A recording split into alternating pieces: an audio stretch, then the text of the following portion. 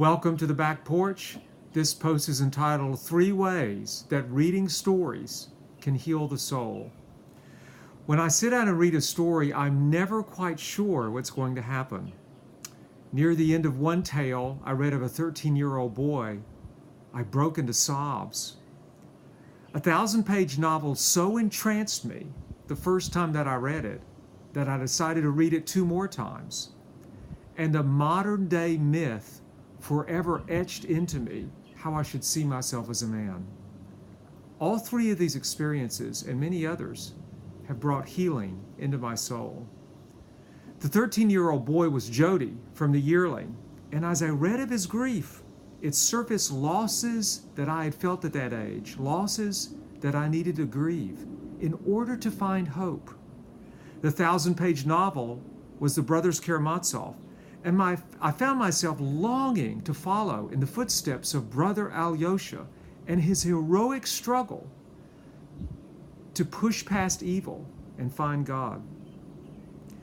The modern-day myth was The Lord of the Rings, a story whose sweeping vistas forever expanded my soul and burned into me the calling of being a man. I once relegated stories to child's play, thinking that concepts and ideas were the domain of the mature mind, but no longer. Stories have become the deeper architecture of my soul, framing it and reframing it in some really unexpected ways. The most unexpected of them has been the healing it has brought me. So, how does reading stories heal us? I can think of 3 distinct ways. First, we all have defense mechanisms, ways that we deny, suppress, or deflect pain.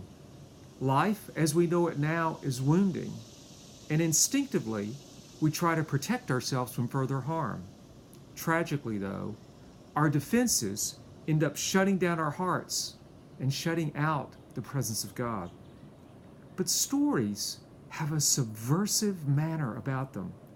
When we are taken up into one, we let our guard down, if just for a moment.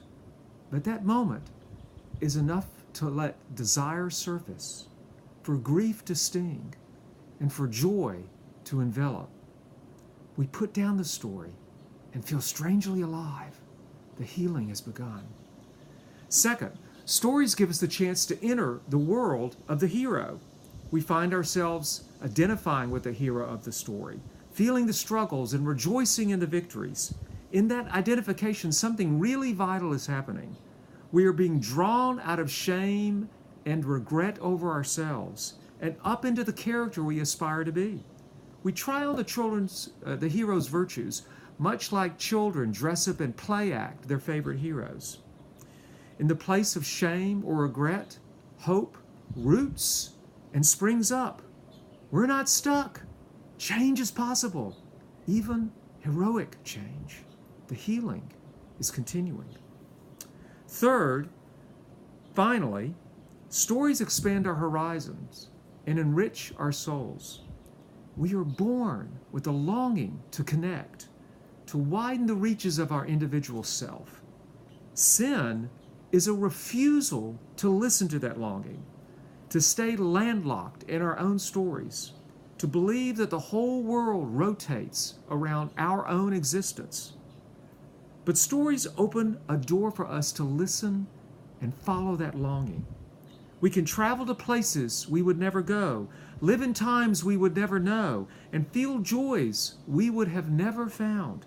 It is this expansive nature of story that points us toward the widest expansion of all and the deepest healing of all.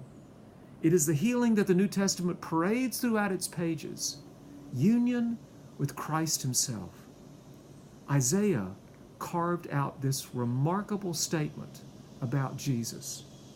By his wounds we are healed.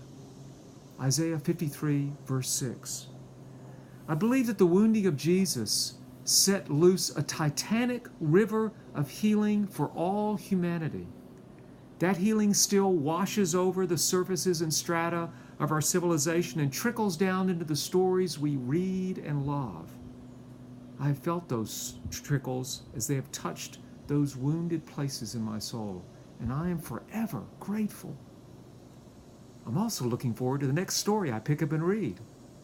Who knows what may happen?